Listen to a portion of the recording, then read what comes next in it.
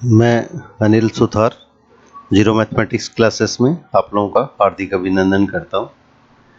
आज हम प्राकृत संख्याओं के योगफल संबंधी कुछ महत्वपूर्ण सूत्र और उस पर आधारित कुछ क्वेश्चन लेके आपके सामने उपस्थित हुए हैं। तो sum of first and natural numbers, इस तरह के नेचुरल नंबर्स है। अपने को पता है कि 1 2 3 4 जो काउंटिंग नंबर्स होती है, जो अपने गिनती करते हैं, 1 2 3 4 5 6 इस तरह की जो संख्या होती है वो हमारे पास में प्राकृत संख्याएं या नेचुरल नंबर कहलाती है। इस पे संबंधी कुछ प्रश्न लेके ये आपके सामने इसके अंदर के उपस्थित हुए।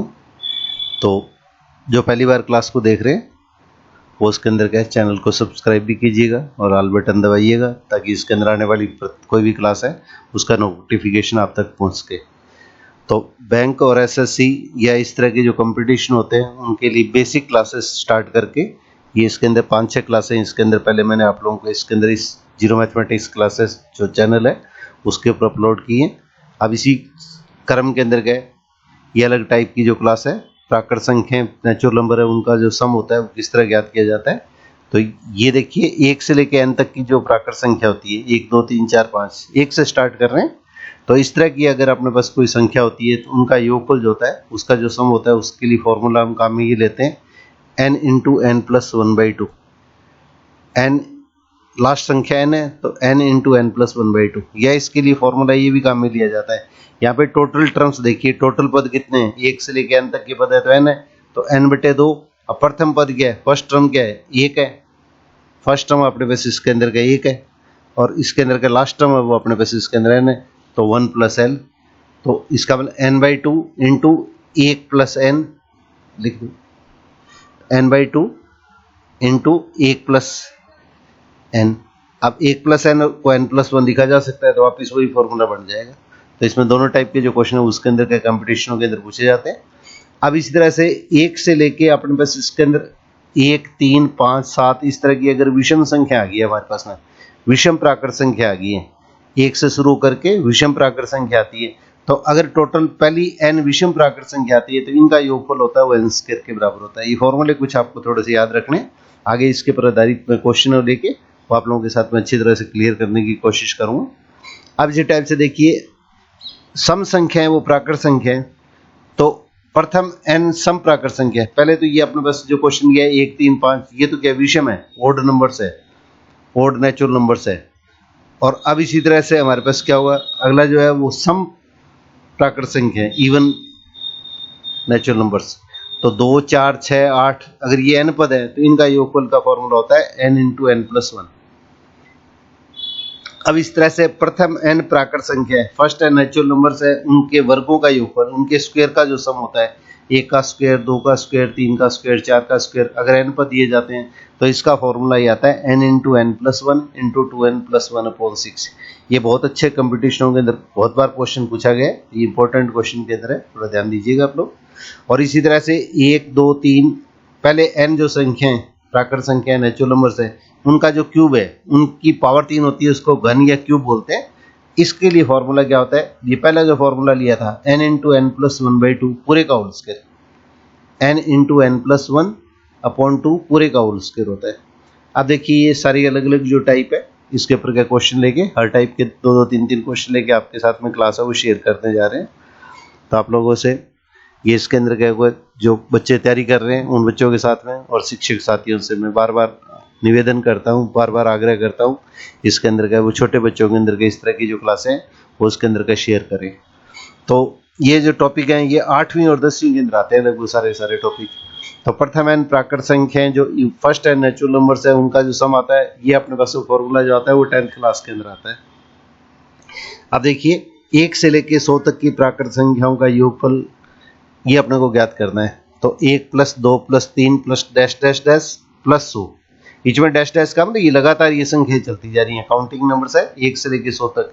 तो इसके लिए फॉर्मूला आपने क्या किया था, n गुणा n + 1/2, n into n plus 1/2। और लास्ट संख्या क्या है, 1 से शुरू हो रही है तो n कितना हो गया अपने पास यहाँ पे 100 हो गया, तो n = इसके अंदर कितना होगा 100 गया, तो n की जगह 100 रख दीजिएगा। तो n की जगह इस फॉर्मूले में 100 रखेंगे तो क्या आ जाएगा 100, तो इंटू n की जगह 100 रख दीजिएगा, तो 100 + 1/2 अब देखिए 100 का आधा तो कितना हो जाएगा 50, ये इसके अंदर कैंसिल कर दीजिएगा और 50 को 101 से गुणा कर दीजिएगा। 100 में 1 प्लस करेंगे तो क्या होगा, ये आ गया। अब देखो पीछे जितने जीरो हैं वो तो वैसे वैसे लगा दिए करो और फिर इसको 5 को 101 से गुणा कर दो, 505। ये कम्पिटिटिव पॉइंट से देखो, बोर्ड पर्पज से तो आपको ये सारे स्टेप लिखने पड़ते हैं और कम्पिटिटिव पॉइंट से इसके अंदर के स्टेप को अपने सीधा करने की कोशिश कीजिएगा आप लोग।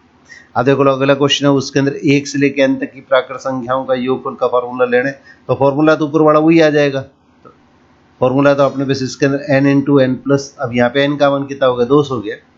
ऊपर वाला ये जो फॉर्मूला है उसके अंदर n की जगह 200 आ गया, तो n into n plus 1 upon 2। ये प्रथम n प्राकृत संख्या है, फर्स्ट n नेचुरल नंबर्स है, उनका योगफल का फॉर्मूला है। तो यहाँ पे n की जगह 200 रख देंगे, तो 200। अब 200 प्लस 1, इसके अंदर आपको पूरा लिख के दिखा रहे हैं, तो 200 प्लस 1 सीधा 201 लिख देना आप। तो 200 का आधा करेंगे तो 100 हो जाएगा, 200 का आधा करेंगे तो 100 हो जाएगा और 100 गुना इसके अंदर कितना हो जाएगा, ये 201। अब पीछे जितने जीरो है उतने जीरो लगा दिए करो और 1 को 201 से गुणा करेंगे तो 201, तो ये 20,100, ये आपका आंसर आ जाएगा। अब इसी टाइप से देखिए 1 से लेके 1000 तक की जो प्राकृत संख्या है, नेचुरल नंबर है, उनका योगफल सम निकालना है। तो 1 से लेके, तो यहाँ पे n बराबर कितना हुआ 1000 हो गया, तो वही फॉर्मूला अप्लाई करो, n गुणा n प्लस 1/2 और n की जगह इसमें 1000 रख दिया करो। तो इसके अंदर क्या होगा 1000 गुणा 1000 प्लस 1 बटे में 2। आपको मैं बार बार ये कह रहा हूँ कि इसके अंदर क्या होगा, ये n प्लस 1 1000 प्लस 1 इस तरह से लिख के दिखाने की जरूरत नहीं है, आप डायरेक्ट ही लिखोगे 1000 का आधा 500 और 1000 में 1 प्लस करेंगे तो क्या होगा 1001। तो पीछे जितने जीरो हैं वो लगाने, बीच वाले जीरो काउंट नहीं करने होते, पीछे जितने जीरो हैं ये अपने पास में वैसे वैसे लिखने हैं। और 5 को 1001 से गुणा कर दो, तो 5 फिर 005। ये कैलकुलेशन में ध्यान रखना, ये सारे रिजल्ट अपने को देखने में एक जैसे से लगते हैं। अब देखिए 21 से 100 तक की प्राकृत संख्याओं का योगफल ज्ञात करना है। तो इसके अंदर क्या देखो दो तरीके आते हैं।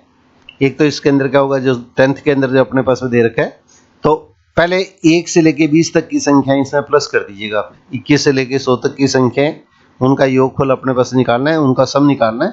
योगफल को ही हम सम बोलते हैं, एसयूएम सम। एक तो सम होता है इवन, ईवीएन इवन, वो तो सम संख्या होती है। और एक इसके अंदर क्या होगा एसयूएम सम, ये योगफल का योगफल को व्यक्त करता है, जिसका जोड़ करना होता है। तो अब देखिए 21 से लेके 100 तक की संख्या ली गई है, तो यहाँ पे 1 से लेके 20 तक की संख्या नहीं दी गई है, तो इसलिए 1 से लेके 20 प्लस इस तरह से संख्या लिखेंगे हम, 1 plus 2 plus 3 plus dash dash dash plus 20 और प्लस आगे ये सारी संख्या लिख लेंगे, plus 21 plus 22 plus dash dash dash plus 100।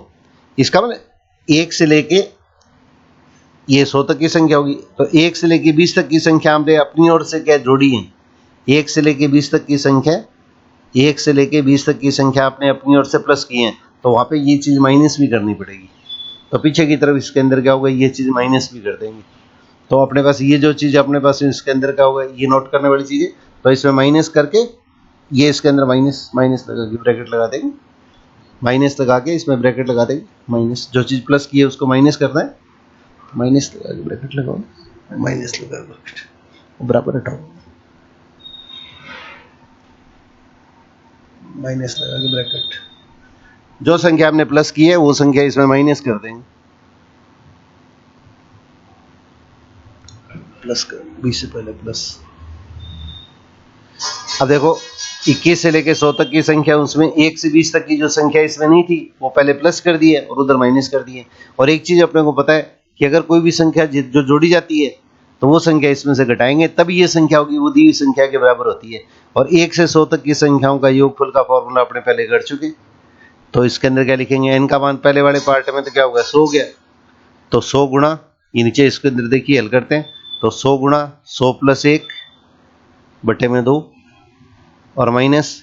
अब यहाँ पे देखो अंतिम संख्या n कितनी होगी 20 होगी, तो 20 गुणा और 20 प्लस 1 बटे में 2। अब इस चीज़ को आप हल कर लीजिए, तो इस चीज़ को हल करेंगे तो देखिए इसके अंदर क्या होगा अपने पास में, तो पहले 2 से काट दीजिएगा आप इसको, तो 50 गुणा 101, 100 में 1 प्लस करेंगे तो 101 ये 101 और माइनस 20 का आधा करेंगे तो क्या होगा 10, तो 10 गुणा ये इसके अंदर कितना होगा 21। अब 50 को 101 से गुणा करेंगे तो पीछे तो जितने जीरो हैं वो तो वैसे वैसे लगाया करो आप। अब 101 को 5 से गुणा कर दो तो 50 50 माइनस 210। अब 210 इसमें से माइनस कर दीजिएगा। ये कैलकुलेशन गुणा भाग के अंदर किसी भी तरह की त्रुटि ना हो जाए, बस ये चीज अपने को ध्यान रखनी। तो इसके अंदर कितना होगा ये 4840, ये इसके अंदर आपका आंसर आ जाएगा। अब इसी टाइप से देखिए इसी क्वेश्चन को सेकंड मेथड से, ये M1 लिखा है ना कि फर्स्ट मेथड है, पहली विधि है, इसी तरह से इसको दूसरे तरीके से अपने उसका क्वेश्चन कॉल करते हैं मेथड सेकंड।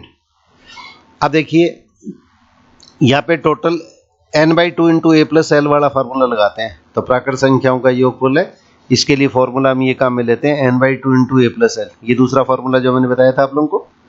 तो यहाँ पे देखिए टोटल 21 से लेकर 100 तक की संख्या है, तो 1 से लेकर 20 तक की संख्या नहीं है, तो 100 संख्याओं में से पहली 20 संख्या माइनस कर दो। 21 से लेकर 100 तक की संख्या तो सारी है, 21 से लेकर 100 तक की तो सारी संख्या है, तो इसका मतलब पहली जो 20 संख्या है उसमें नहीं है, तो इसका मतलब 100 में से 20 संख्या पहले वाली निकाल दीजिएगा। तो 100 में से 20 संख्या निकाल देंगे तो कितनी संख्या बचेगी 80 संख्या बचेगी। तो अपने पास में n है वो तो इसके अंदर कितना होगा, प्रश्न के अंदर 80 हो गया, n बराबर तो क्या होगा 80 हो गया, n बराबर तो 80 हो गया। और प्रथम पद क्या है, फर्स्ट टर्म देखिए 21 है, तो फर्स्ट टर्म है वो अपने पास इसके अंदर 21 है, तो a इक्वल टू कितना हो गया 21 हो गया। और l कितना है, अंतिम पद है, l अपने पास लास्ट टर्म है, अंतिम पद 100 है। अब इस फॉर्मूले में इसका फॉर्मूला इसमें वैल्यू पुट कर दीजिएगा, तो 80/2, अब a का मान क्या है प्रथम पद फर्स्ट टर्म और प्लस लास्ट टर्म।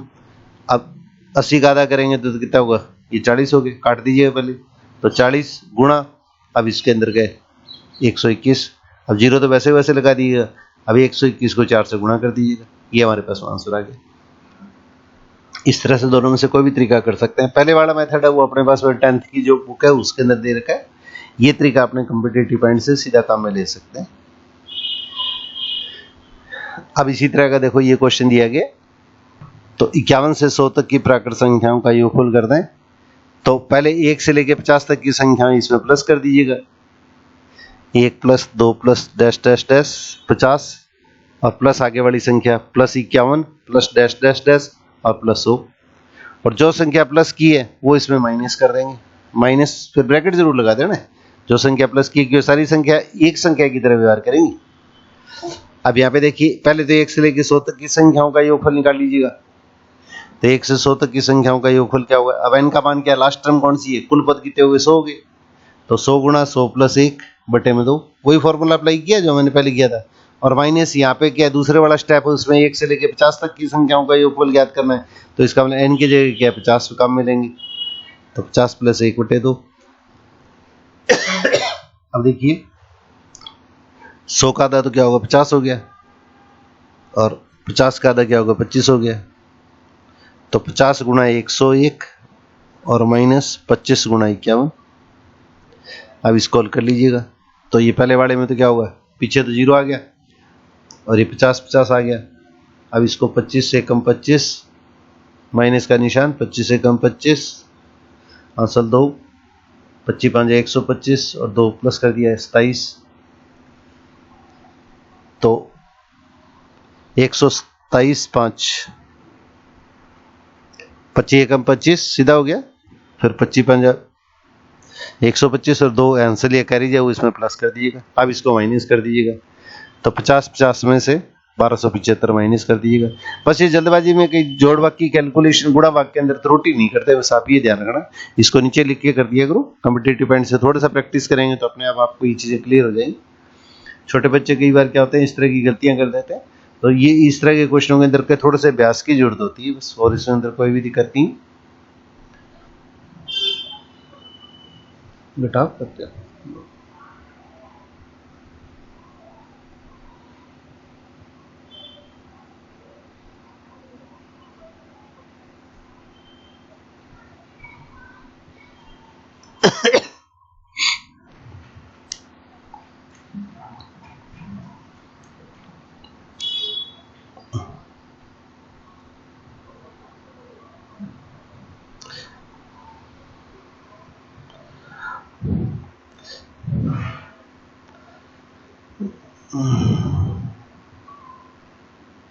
ये देखिए कैलकुलेशन के अंदर ये मिस्टेक कर दिए, ये इसको माइनस करता है,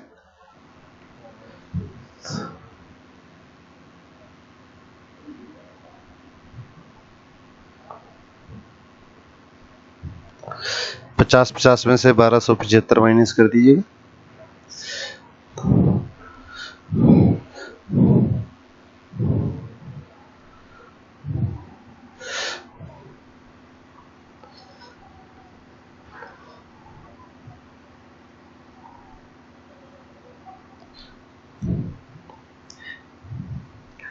तो इसमें कैलकुलेशन के अंदर कोई मिस्टेक नहीं हो जाए, जैसे अभी कर दी गई थी। अब इसी टाइप से देखिए दूसरी विधि है, मेथड एम का मेथड से, ये दूसरी विधि है। तो इसके अंदर फॉर्मूला कौन सा अप्लाई करेंगे हम, n/2 इंटू ए प्लस एल, n/2 इंटू ए प्लस एल, n/2 इंटू ए प्लस एल, ये ब्रैकेट है इसका, ये गुणा का निशान है। तो n देखिए 51 से लेके 100 तक के पद लेने हैं, तो 51 से 100 तक अपने बस का पद लेने हैं। तो पहले 50 पद है उसके अंदर 100 पदों में से माइनस कर दीजिएगा। फिर 1 से लेके 100 तक के पद है, उनमें से 1 से 50 तक के पद माइनस कर देंगे तो क्या 50 पद आ गए। तो n का मान तो कितना होगा, 50 हो गया। तो n बराबर तो क्वेश्चन में 50 हो गया। और फर्स्ट टर्म कौन सी है, प्रथम पद। यहाँ पे क्वेश्चन जो दिया है उसमें 51 है, a का मान क्या है, a को प्रथम पद मानते हैं और l को लास्ट टर्म मानते हैं। l कितना हो गया, 100 हो गया। अब ये फॉर्मूला काम में ले लीजिएगा। तो 50/2, n का मान 50 गुणा 51 प्लस ये इसके अंदर कितना होगा 100। अब इसका आधा करेंगे तो 50 का आधा करेंगे तो 25 और गुणा के अंदर कितना होगा 100 में ये प्लस करेंगे 51 तो 151। अब इसको मल्टीप्लाई कर लीजिएगा तो 25 कम 25,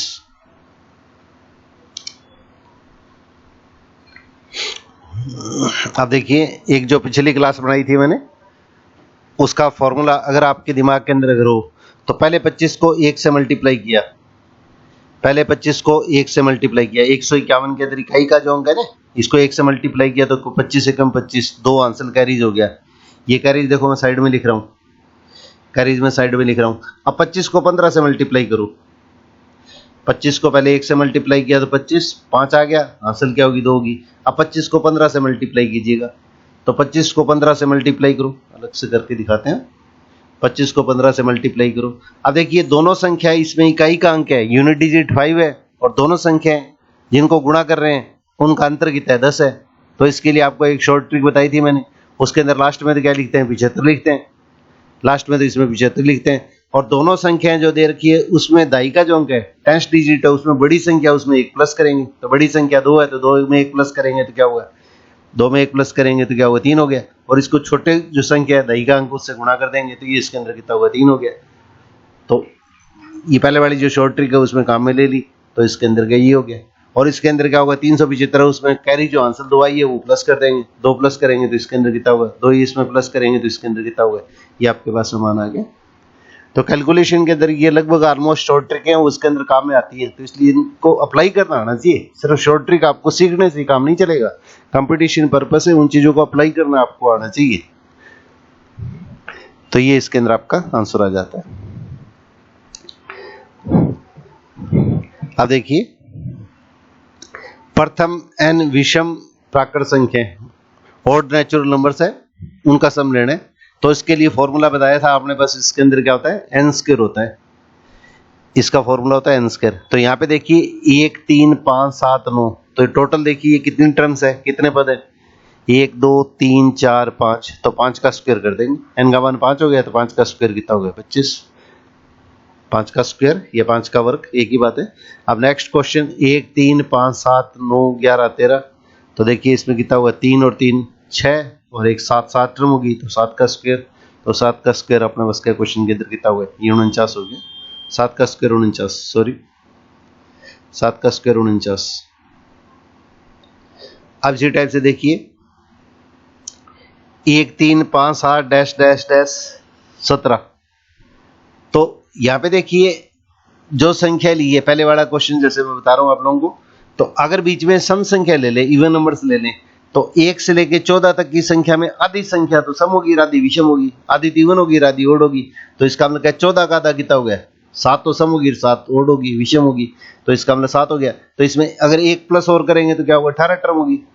17 में 1 प्लस और करेंगे तो 18 हो जाएगी, 18 का आधा कितना होगा, 9 हो गया। तो इसका मतलब 1 3 5 7 ये अलग अलग करके देखने की जरूरत नहीं है, तो आप सीधा इसके अंदर क्या होगा, ये टोटल टर्म कितनी होगी, 9 होगी, तो 9 का स्क्वायर कर देंगे, तो 9 का स्क्वायर 81। अब इस तरह देखिए 1 से लेके 1 3 5 7 डैश डैश डैश और 21, इसका मतलब 1 प्लस करेंगे तो क्या होगा, 22, और 22 का आधा कितना हो गया, ये 11।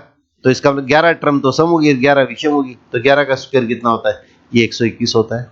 अब इसी टाइप से देखिए ये इसके अंदर का जो क्वेश्चन दिया है, इसके अंदर कमेंट्स बॉक्स के अंदर के इसका आंसर दीजिएगा आप लोग, या थोड़ा सा प्रैक्टिस कीजिएगा। अब इसी टाइप से देखिए ये टाइप 2, इसका कमेंट्स बॉक्स के अंदर आप आंसर दीजिएगा। अब इस तरह देखिए टाइप 3, प्रथम n जो सम संख्या है, इवन नंबर्स है, इवन प्राकृत संख्या है, सम प्राकृत संख्या है या इवन नेचुरल नंबर है, उनका योगफल यह सब निकालना है।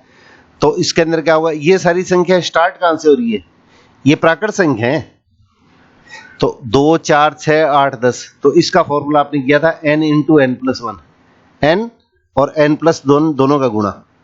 ये ध्यान रखिए ब्रैकेट जरूर डालना है, n प्लस 1 को दोनों का योग है उसको n से गुणा करना है।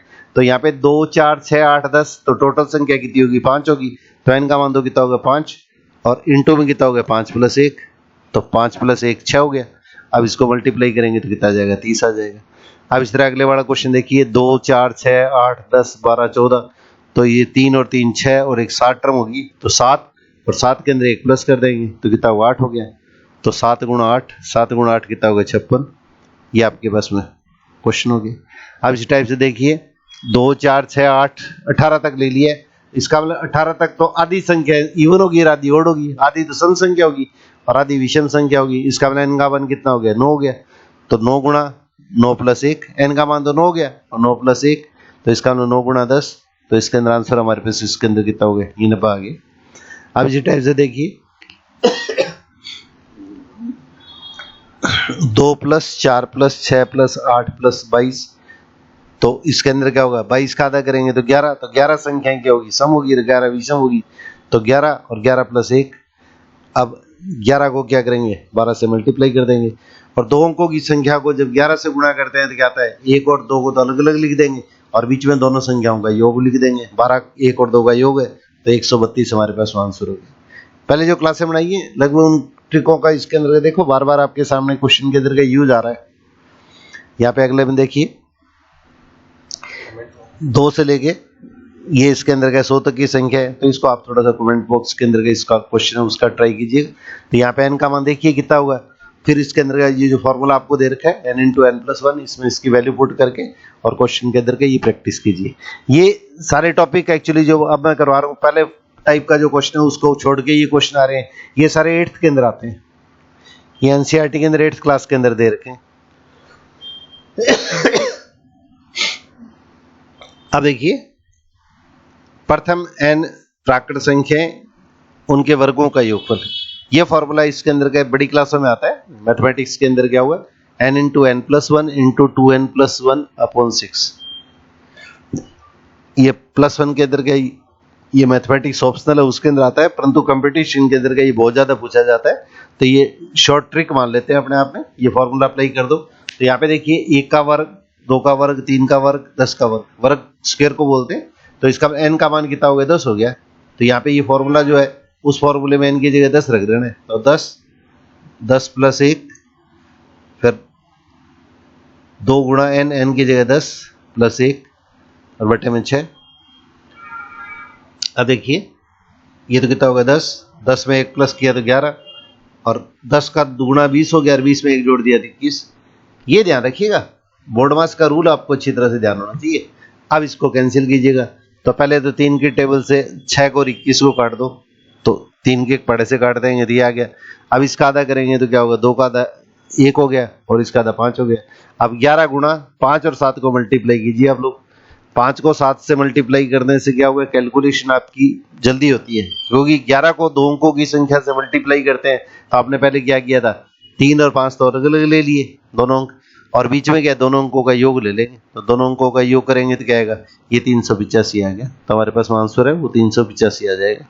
ऐसे क्वेश्चन है, थोड़ी सी अगर आप प्रैक्टिस करें तो इसके अंदर विद इन हाफ मिनट, आधे मिनट से ज्यादा टाइम नहीं लेगा। बड़े से बड़ा जो क्वेश्चन होता है उसके अंदर आधे मिनट, कुछ क्वेश्चन ऐसे होते हैं जो 1 मिनट का टाइम भी ले लेते हैं। इससे बड़ा अगर कोई क्वेश्चन लगता है या आपके दिमाग में स्ट्राइक नहीं करे तो उस क्वेश्चन को एक बार इसके अंदर के छोड़ देना चाहिए, फिर लास्ट में टाइम बचता है तो उसको टाइम करना चाहिए। आप इस तरीके से देखिए, 5 का स्क्वायर प्लस 6 का स्क्वायर प्लस 7 का स्क्वायर प्लस 20 का स्क्वायर, ये बहुत बढ़िया बढ़िया अच्छे फर्स्ट ग्रेड लेवल के क्वेश्चन है, पीओ के एग्जाम है उनके अंदर बहुत बार इस तरह के क्वेश्चन पूछे जाते हैं। आप देखिए 1 से लेके 4 तक की संख्याओं के स्क्वायर इसमें प्लस कर दीजिएगा। 1 का स्क्वायर, 2 का स्क्वायर, 3 का स्क्वायर, 4 का स्क्वायर, 5 का स्क्वायर, 6 का स्क्वायर, डैश डैश डैश और प्लस 20 का स्क्वायर। ये दी हुई संख्या उसमें देखो 1 से 4 तक की संख्या नहीं है, 5, 6, 7, 20 तक के सबके तो स्क्वायर वर्ग दे रखे हैं, तो 1 से 4 तक का स्क्वायर दिया हुआ नहीं है, तो जिस चीज को जोड़ा है उस चीज को इसके अंदर माइनस कर दीजिएगा। तो ये ब्रैकेट में लिखते हैं, इसका मतलब ये पूरी संख्या ब्रैकेट में लिखने का अभिप्राय क्या है, इसका मतलब ये है कि पूरी संख्या एक संख्या की तरह व्यवहार कर रही है, एक संख्या की तरह बिहेव कर रही है। अब 1 से लेके 20 तक की संख्याओं के वर्गों का योगफल का फॉर्मूला देखो, यहाँ पे n का मान कितना हो गया, पहले वाले क्वेश्चन के अंदर तो n क्या होगा 20 हो गया, और दूसरे वाला जो ब्रैकेट का पार्ट है उसमें n बराबर कितना हो गया 4 हो गया। अब ये 2 पार्ट हो गए, अब इसको हल कर लीजिएगा, तो n का मान कितना हो गया 20, तो अब 20 प्लस 1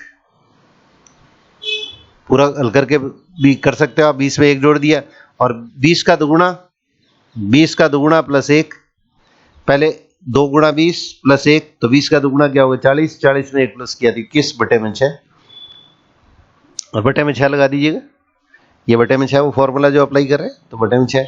अब यहाँ पे n की जगह क्या रखेंगे 4, तो पहले 4 लिख दिया, फिर 4 के अंदर 1 प्लस करेंगे, ऊपर जो फॉर्मूला लिख रखा है ना उसमें n की जगह 4 रखना है, तो 4 प्लस 1 कितना होगा 5 हो गया, और गुणा पहले 4 का दुगुना, n का मान 4 लिखा तो 4 का दुगुना 8, 8 में 1 प्लस किया तो 9, और बटे में 6। अब देखो कैलकुलेशन को इजी बनाने के लिए एक चीज हमेशा आप थोड़ा सा प्रैक्टिस करने की कोशिश कीजिए, जो कंपटीशन पर्पस से तैयारी कर रहे हैं वो स्पेशली इस चीज का ध्यान रखिएगा। अगर प्रत्येक स्टेप में कोई भी चीज अगर कॉमन आती है तो उसको कॉमन लेना चाहिए, कैलकुलेशन को इजी बनाने के लिए हमेशा कॉमन लेना चाहिए। तो 6 तो एलसीएम है, तो इसको सीधा ये 6 आ गया।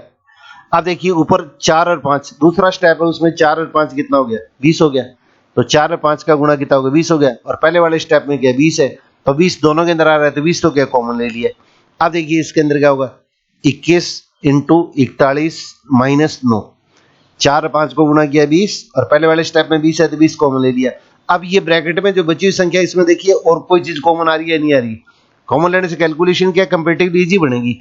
तो देखो इसके अंदर 20, अब देखो 21 और 41 दोनों के अंदर के 3 है, यहाँ 3 का भाग जा रहा है, 3 इंटू 7 हो गया, और उधर 9 हो गया होगा 3 इंटू 3 हो गया, इसका मतलब 3 और कॉमन आ जाएगा, तो 20 तो आपका वैसे ही वैसा आ गया, और गुणा 3 और कॉमन ले लिया इनमें से ब्रैकेट में से, तो यहाँ पे क्या बच गया 7 गुणा 41, 41 गुणा 7 या 7 गुणा 41, और माइनस 3 कॉमन चला गया तो 3 आ गया, और बटे में कितना हो गया 6 हो गया।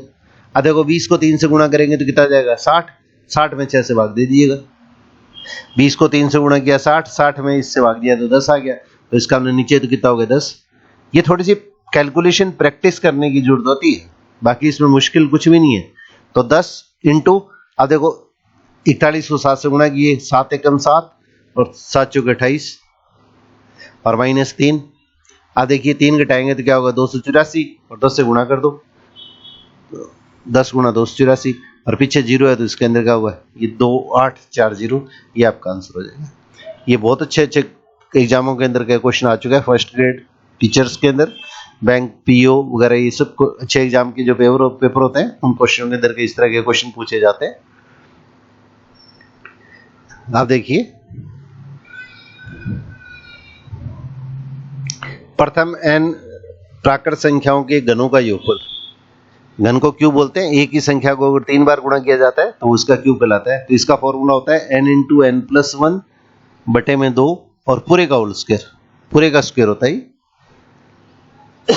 अब देखिए क्वेश्चन 2 क्वेश्चन दिए मैंने, तो ये क्वेश्चन थोड़ा सा हटके पेपर के अंदर पूछा हुआ है इस तरह से। तो 1 से 3 बार गुणा करेंगे तो क्या होगा, 1 का क्यूब क्या होता है, 1 का क्यूब 1 होता है, 1 को 3 बार गुणा करेंगे तो आएगा, 2 का 3 बार गुणा करेंगे तो इसके अंदर 2 का क्यूब, बीच में प्लस का निशान, और 3 का क्यूब क्या होता है 27 होता है, और 4 का क्यूब क्या होता है अपने पास इसके अंदर 64 होता है, और 5 का क्यूब कितना होता है 125 होता है, और 6 का क्यूब कितना होता है ये अपने पास इसके अंदर 216 होता है।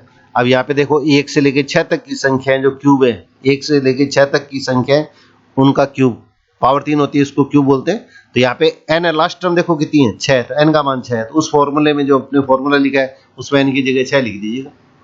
तो 6 गुणा 6 प्लस 1, 6 प्लस 1 कितना होगा 7, ब्रैकेट में लिखो, सीधा भी लिखो आप, कॉम्पिटिटिव पॉइंट से बोर्ड के अंदर पर्पस से आता है तो क्वेश्चन के अंदर का सारा लिखना पड़ता है। अब पूरे का होल स्क्वायर, तो पहले 6 का आधा कर देंगे तो 3 हो गया, ये इसके अंदर क्या हुआ 3 हो गया, और इसको बीच के अंदर क्या 6 प्लस 1 आएगा, 6 इंटू 1 नहीं आएगा, ये ध्यान रखिएगा। तो 3 गुणा ये 6 प्लस 1 7, और पूरे का होल स्क्वायर कर देंगे तो 3 और 7 का गुणा क्या हुआ 21 हो गया, और 21 का वर्ग क्या होता है, ये अपने पास 441 होता है। मैंने आप लोगों को पहले भी कहा था कम से कम 50 तक की संख्या है उनका स्क्वायर वर्ग अपने को अच्छी तरह से टिप्स पे होना चाहिए। अब इसी टाइप से देखिए ये क्वेश्चन जैसे दे रखा है, तो यहाँ पे 1 का क्यूब, 2 का क्यूब, 3 का क्यूब, 10 का क्यूब, तो n की जगह 10 रख दीजिएगा, फिर कैलकुलेशन कीजिएगा। तो n की जगह 10 रखें तो 10 गुणा 10 प्लस 1 11, ब्रैकेट में लिख दीजिएगा, बटे में 2, या सीधा 11 लिख दो, बटे में 2, 10 प्लस 1 बटे में 2। अब इसको हल कर लीजिएगा। अब ये इसके अंदर कितना होगा 55, और 55 का स्क्वायर करना है आपको। अब देखिए एक आप लोगों को मैंने पहले रूल बताया था, अगर आप लोगों को ध्यान हो तो,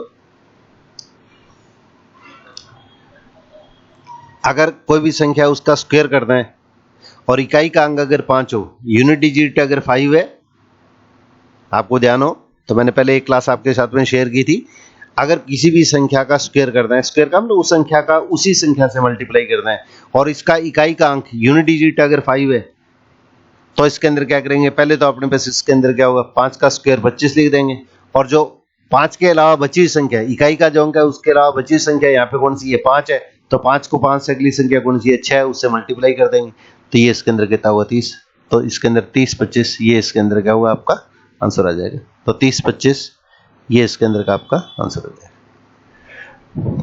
तो ये इस तरह का जो क्वेश्चन होता है वो ऑलमोस्ट लगभग सभी कॉम्पिटिटिव पॉइंट से इसके अंदर के पेपरों के अंदर पूछा जाता है। बैंक, एसएससी, हर तरह के एग्जाम है उसके अंदर का ये पेपर में इस तरह के क्वेश्चन आ रहे हैं।